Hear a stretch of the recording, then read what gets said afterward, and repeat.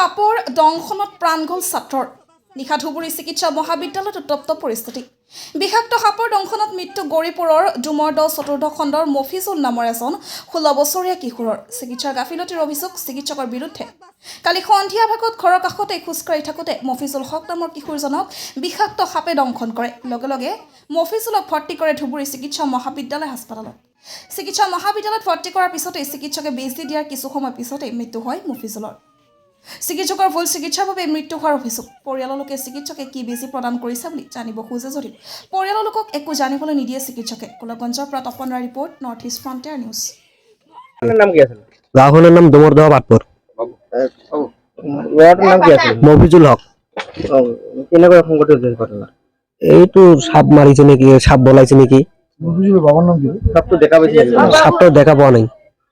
তাৰপিছত ল'ৰাটো কি হস্পিটেল লৈ গৈছি তাতে কি হৈছে মানে ইনজেকশ্যন মাৰাৰ পৰা মাৰা গৈছে এমনে ৰোগী একদম চিৰিয়াছ একদম আমাৰ ওকে আছে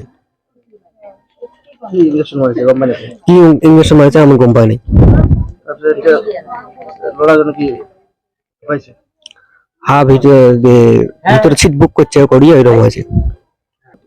এতিয়া বেয়া অবস্থা হয়ে আছে তোর বাপের তার দুটোর নাম কি আছে সিরাজুল হক